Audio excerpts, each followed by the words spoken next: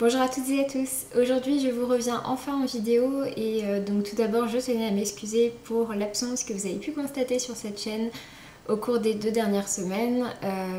En effet mon stage m'a pris beaucoup de temps tout du long du mois de septembre, du coup c'était un petit peu compliqué pour filmer des vidéos. Et puis en plus de ça, je suis tombée très malade vers le milieu du mois et ça m'a tenu quasiment jusqu'à la fin du mois. Donc bon, maintenant ça va mieux, je peux à nouveau filmer, je peux à nouveau parler puisque j'avais la voix à certains moments complètement cassée, donc c'était pas l'idéal pour filmer une vidéo. Enfin bref, du coup me voilà de retour et aujourd'hui, comme vous l'avez vu dans le titre, c'est pour une vidéo sortie livresque du mois d'octobre.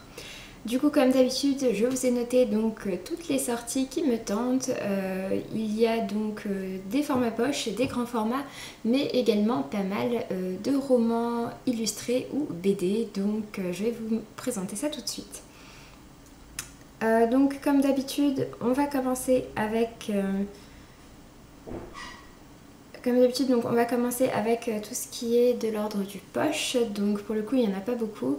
En format poche, le 3 octobre, donc il est déjà sorti, il y avait donc Va et Poste une sentinelle de Harper Lee, donc au livre de poche, qui est donc la suite en quelque sorte de Ne tirez pas sur l'oiseau moqueur, que j'avais lu cette année et qui m'avait vraiment beaucoup plu.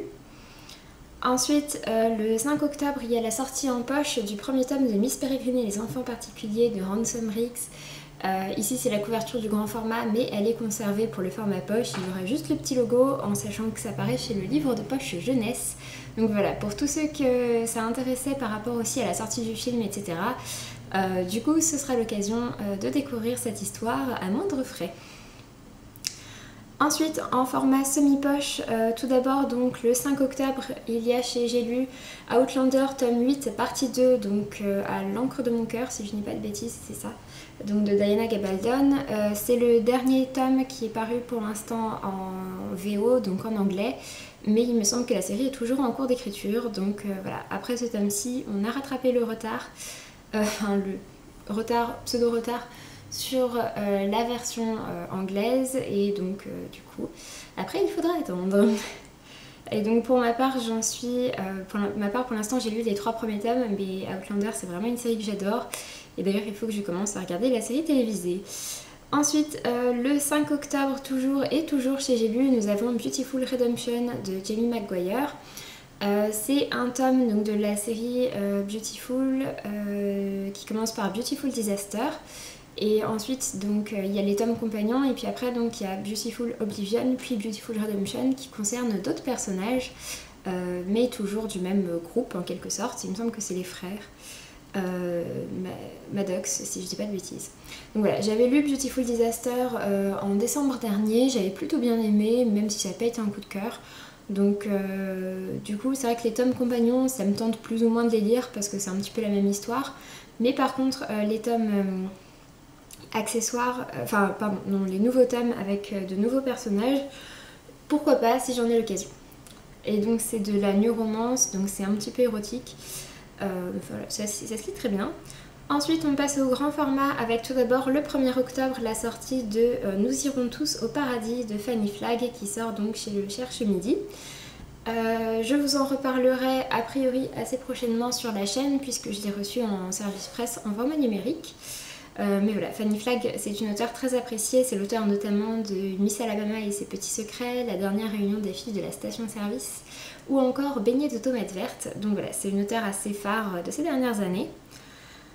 Ensuite, le 3 octobre, nous avons donc Gallimard qui réédite tous les tomes de Harry Potter dans une nouvelle édition. Vous avez peut-être vu passer les photos sur... les réseaux sociaux et voilà, Gallimard avait fait une annonce, donc il réédite tout en grand format. Pour ma part, ça ne m'intéresse pas parce que je trouve ça un peu cher, surtout que c'est sorti en poche depuis longtemps. Mais pour les collectionneurs, pourquoi pas. Ensuite, le 3 octobre également, nous avons la sortie de La balade de l'enfant gris de Baptiste Beaulieu aux éditions Mazarine. Baptiste Beaulieu est un auteur que vraiment j'adore. Et j'ai reçu La balade de l'enfant gris en format numérique en service presse. Donc à nouveau je vous en reparlerai très prochainement. Surtout que je vais aller à la soirée de lancement qui se tiendra le 8 octobre à Paris. Ensuite, il me manque une couverture, mais le 6 octobre nous avons la sortie de Beautiful de Christina Loren, qui est donc le dernier tome de leur série Beautiful, dans lequel on va retrouver un nouveau couple qui sera donc le dernier, ainsi qu'un petit peu les précédents couples qu'on avait déjà connus, et ce sera donc la clôture de cette série. Pour ma part, j'ai lu donc tous les tomes qui sont sortis, du coup ce tome-ci je le lirai prochainement, peut-être pas dès sa sortie, mais a priori je le lirai assez vite. Après, toujours chez Hugo, mais cette fois-ci chez Hugo Roman New Way, nous avons la sortie de The Ones de Daniel Sveren Baker. C'est la première dystopie qui sort chez Hugo Roman, puisque pour l'instant leur collection New Way était constituée uniquement de contemporains young adultes, et cette fois-ci ils passent au young adulte fantastique, et donc c'est une dystopie. Voilà, le résumé a l'air sympa, pourquoi pas.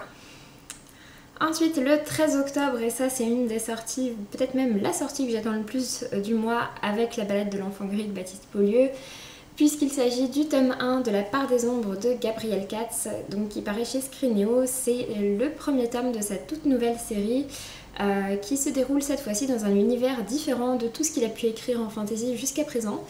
Et comme vous savez, voilà, j'aime beaucoup ce qu'écrit Gabriel Katz. J'ai eu surtout un gros coup de cœur pour sa duologie Aeternia. Donc j'ai très hâte de voir ce que donne ce nouveau livre. Ensuite, j'ai été obligée de le mentionner, même si je pense que tout le monde est au courant. Le 14 octobre sort en VF Harry Potter et l'enfant maudit chez Gallimard, qui est donc en fait le texte intégral de la pièce de théâtre qui a été écrite un petit peu par J.K. Rowling, mais surtout par 2 autres personnes. Donc pour ma part, je ne le considère pas comme un tome 8 d'Harry Potter, mais comme une sorte de tome compagnon, de tome accessoire, surtout que ça se passe quand même de nombreuses années plus tard. J'ai pas encore lu la VO, mais je lirai pourquoi pas la VF. Ensuite, le 19 octobre, nous avons Le Golem et le Djinn de Hélène Waker. C'est en fait une réédition chez Bragelonne d'un livre qui est déjà sorti sous un autre nom, à savoir L'homme d'argile et la fille de poussière, peut-être quelque chose comme ça, ou l'inverse.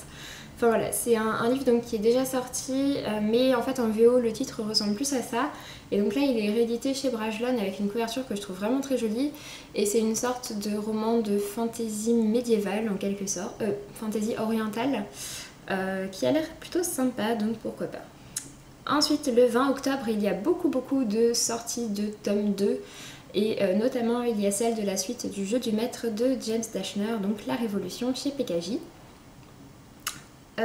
J'ai pas encore lu le tome 1, mais j'ai adoré la série Le Labyrinthe. J'attendais en fait que plus de tomes soient sortis dans la série Le Jeu du Maître avant de la commencer.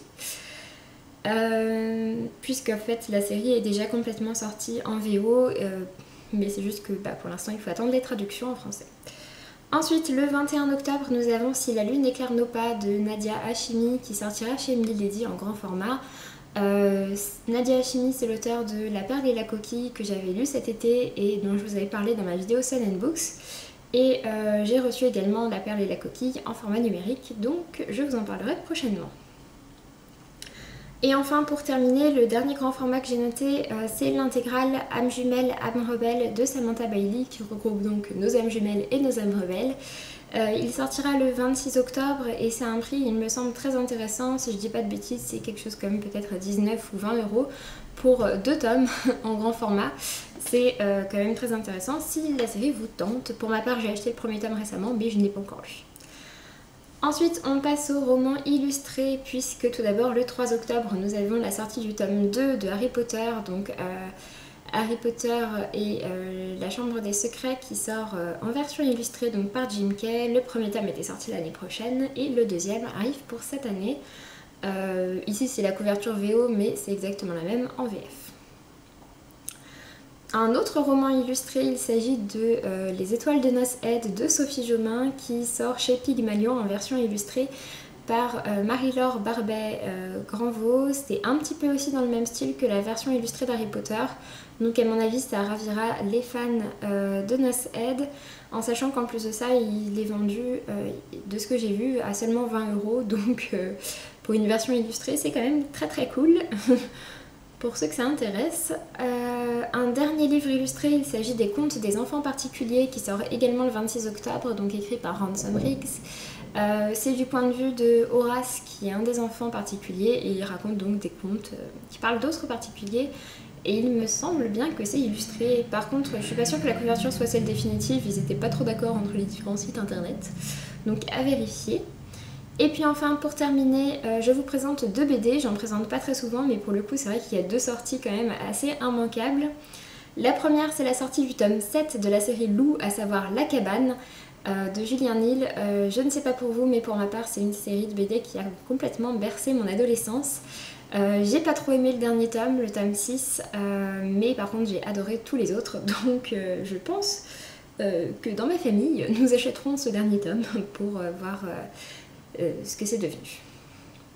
Et le second que j'ai noté, il s'agit du tome 6 de Saga de Brian Kevogan et Fiona Staples. Si vous me suivez, vous savez que c'est une série de comics que j'aime beaucoup. Pour ma part, je les emprunte à ma médiathèque. Donc voilà, j'attendrai qu'ils sortent parce que c'est des comics qui sont pas très très longs, il fait un petit peu moins de 200 pages et ils sont vendus quand même autour de 15 €, donc c'est un petit peu cher pour les acheter. Mais en tout cas, je suis contente que le tome 6 sorte parce que du coup, ça veut dire que potentiellement je pourrais le lire plus tard.